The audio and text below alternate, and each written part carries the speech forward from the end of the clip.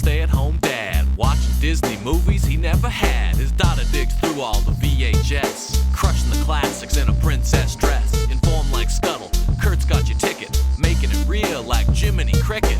Most are off the Captain Hook, but if the Tweedledum, he'll be taking more shots than Bambi's mom. Leave him raised like Simba, or cracked like the beast dishes. He'll show you a whole new world, you won't need pre-wishes. Stay at home, Disney Dad.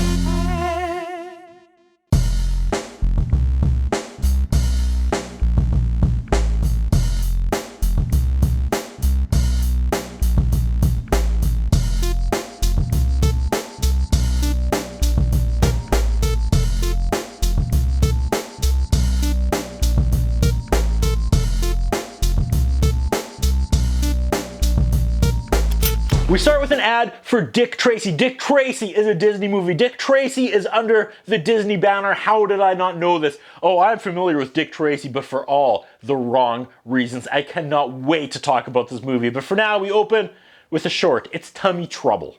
The infamous Roger Rabbit, who's kind of like a Disney character. I don't really know, but anyway, Dick Tracy is a Disney movie. Focus. Roger's babysitting. The baby won't stop crying. It swallows the rattle, and oh my God, that's horrifying, for real. He calls 911. They go to the hospital, but then the baby coughs up the rattle, and Roger accidentally swallows it. Now the doctors think he's the baby, and they take him to the operating room. Jessica Rabbit walks by, drops a bottle, so the baby chases that bottle, and I can't even track all this Looney Tunes slapstick physical comedy crap. Never been my thing. There's flying needles and radioactive rays, and my daughter says, I don't like this, and I don't blame her. I don't like this either. I've been very critical of present day cartoons for not having any story and just being a series of loud noises and quick cuts and distractions, and yet here we are.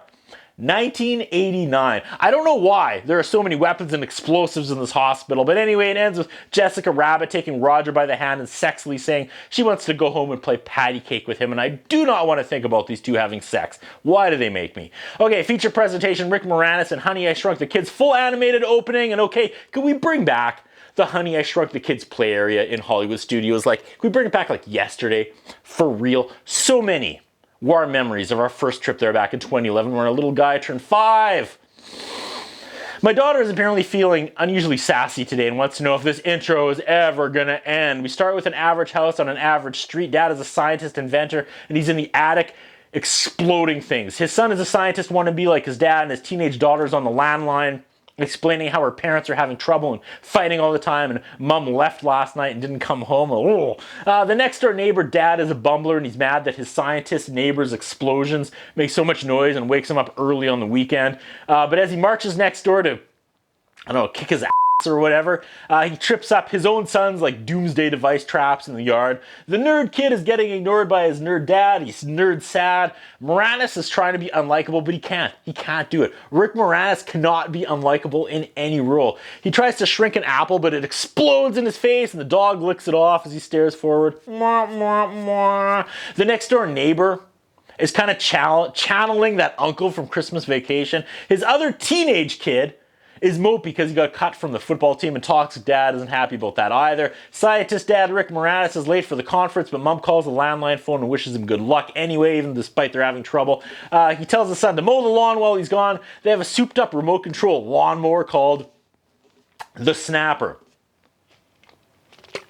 Some other kid friends with a nerd kid begs him to let him cut his lawn and use the cool remote control mower, and he's like, I don't know. He's like, please let me. And he's like, all right, come back later and do it. And the foreshadowing begins. Next door, the doomsday kid is no one to play baseball with. He leans over the fence and asks the nerd kid if he ever does anything normal. He does not. Mean neighbor dad is up in the grill of his other non-football playing teenage kid named Russell.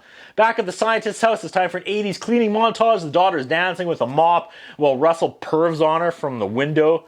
Okay, no, the neighbor is not channeling the uncle from Christmas Vacation. That weird neighbor is channeling Ace Ventura. Oh my God, is he ever? Like years before Ace Ventura was Ace Ventura. This is Ace Ventura. The neighbor dad takes some alone time. He pops a cigarette in his mouth, so telling me it's an 80s movie without telling me it's an 80s movie. Doomsday Kid is playing baseball with himself, and he hits a ball over the fence through the scientist's window in the attic. It fires up the computers, it ricochets off everything. The shrink ray gun is going nuts. The ex-football player teenager marches his little brother next door to apologize for the broken window. Sister makes the little brothers go upstairs and get the ball, leaving the two teenagers alone. And Russell's like, so you like dancing, girl? And she's like, were you watching me through the window? And he's like, ugh, smooth, buddy. Not off to a good start. The conference isn't going well either. No one believes Rick Moranis' shrink ray works because he doesn't have proof. The teenagers go upstairs to see what's taking their little brothers so long, and they all get blasted by the shrink ray, and here we go. Time for the set designers to make some cash. All four of the kids are shrunk, and the dog named Cork barks at them. Blonde is mad she's missing a mall a day. That's money. Dad comes home. Amy nor Nick answer the ringing phone, and finally, thankfully, I know their names. Dad checks on his lab, but he doesn't notice the tiny kids. He also doesn't notice the tiny couch, but he does notice his couch is gone. Amy is wearing a pink top and matching pink pants. Dad starts having a tantrum about his failed machine. He starts bashing it apart. Not nervous that his couch is gone? Dad cleans everything up. The kids end up in the garbage, and he left the bag on the side of the street for pickup. They tear themselves out of the trash. Ron is the little baseball-playing brother, and Russell is the older brother, peeping Tom, who sucks at football. All right, I got all four of their names. There's Russell and Ron, and Amy and Nick. Let's go! They slide down plants, which is fun. Amy says, we're not in Kansas City anymore. Amy has ideas, but Ron is all, you're not going to let a girl tell you what to do, to his older brother, Russell. Mom comes home, and she's excited. She's sold a house. I guess she's a real estate agent. Moranis is pouty. He says he failed as an inventor. He's just going to beg for his old job back. And also, the couch is missing. And the mom was also kind of like, huh. Like, apparently someone came in and took the damn couch, and they don't care. The kids are trying to get across the lawn back to the house. They whistle, trying to get Cork the dog to hear them. The parents next door also can't find their kids, and they're a little worried, but not really worried. And kids watching today are like, duh, call their cell phones. And parents watching today are like, I would have already called the cops. I would have been patrolling the streets, honking, screaming their names for an hour already. And you know, to be fair, this is exactly how the relationship between parents and children were in the 80s. Nick lands in a flower, and while he's allergic to pollen, he's too little to breathe it in. The moms connect over the fence, and they suddenly realize all four of their kids are missing, and they're just kind of like, huh. And again, I know this is a movie, but that's how parents were in the 80s. Also, literally, how every single Netflix documentary starts, right? A bee picks up Nick and Russell and flies by Rick Moranis, who picks up a baseball bat and starts swinging at it, and he's missing it. What a nutcase. Then he remembers no one in his house plays baseball. Why is there a baseball bat in his yard? Then he looks up and he sees the broken window to the attic. All right, let's go. He goes upstairs. He finds the baseball. He looks on the floor. He finds his tiny couch. Moranis figures it out, and he doesn't want to walk on the lawn because he figures that's where the kids are. So he's Spider-Man's across the fence, and his neighbors watch him do this from out their window, and this is actually a really funny moment. I laughed out loud. The automatic sprinklers pop up, and it starts flooding the yard. And I know this is a, like, turn your mind off kids movie, but the gigantic sets are next level, especially for 1989. And wow, Dick Tracy might be the first movie I'd go out and try to find on VHS, just so I can review it here. Anyway, Amy drowns. This is where I was going. Amy drowns, but Russell gives her mouth to mouth and saves her life. The actress is like too good in this scene. She's making me believe that she almost just died, and her reaction, although warranted, is a little heavier than it should be for this movie. The neighbor's couple friends show up in their Winnebago. It's time to go on the big family fishing trip, but Ace Ventura sends them on their way and uses his wife's plumbing as an excuse why they can't go. Gross! Again, this is Ace Ventura. Years before Ace Ventura. Nick asks Russell where he learned mouth-to-mouth resuscitation. He looks at Amy and goes, French class. And Amy's like, you're so bad. They find an Oreo in the grass. Gross, but whatever. Then the giant ant comes, and my old man dad heart breaks. This is my favorite first Disney World trip photo from back in 2011. In the movie, he rides the ant just like my little boy who starts university this fall, and I also rode the ant. Bring this back, Disney. Amy leads away the ant with food. The neighbors talk to the cops, and again, full-on Ace Ventura. Next door, the scientist comes clean with his wife. She's like, it works! That's great! Do the kids know? Which is also pretty funny, like talking about the shrink ray. Amy is all disheveled now, but I swear they switched actresses for this one scene. She looks really different for like a minute.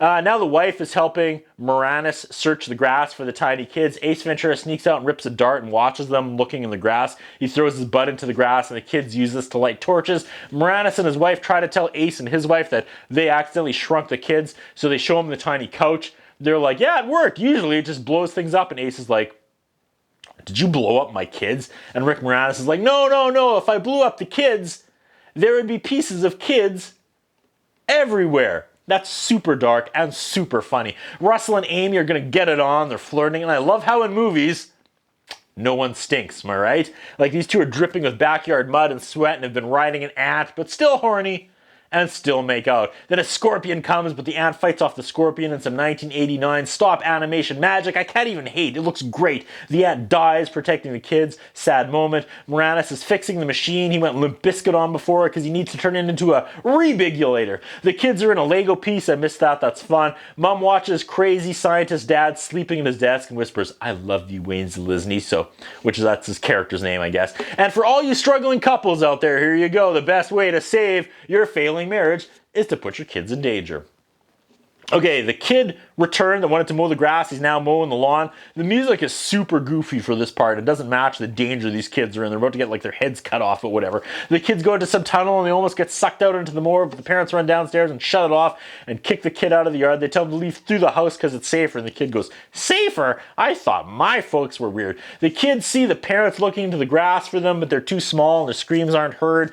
Cork, the dog, comes and sticks his nose in the grass. They grab onto the dog's hair and the dog runs back into the house, up on the table, and the one kid falls into his dad's cereal. Iconic moment here. Moranis scoops Nick up in a spoon. He's about to take a bite, but the dog bites Moranis' foot and he's like, ah! Ooh, and he notices Nick and his spoon of Cheerios and the rest of the kids are on the table. He's trying to fix his debigulator and suddenly Ace is like, test it on me first. He shrinks Ace and it works. Now he just needs to reverse it, and he does, and Ace is back to normal. Alrighty, that sucks. That was my Ace Ventura. So they put the spoonful of kids down, and now Russell shoots his shot now and asks Amy out. She's like, yes, and they all hold hands, and the laser hits them. They're back to normal size, and mom and dad are okay, and everyone is happy. The marriage is saved. We jump forward in time, and the two families are eating this big, like, giant turkey dinner together, but the turkey is, like, too big, like they made it gigantic with the laser. That's really funny. Suddenly Nick gets the French class line and we do the Porky Pig black hole transition. That movie was fun and I cannot believe this movie didn't sue Ace Ventura a few years later. And should I buy a copy of Dick Tracy on VHS off eBay? Should I? Yes, I should. That's what I think about. What do you think? What we have is a concern about Curtis Anderson. His interviewing style is not the best. His personal appearance is not the best. I was wondering if the man has some kind of a hold over the channel that he's allowed to be employed for so long with the standards of journalism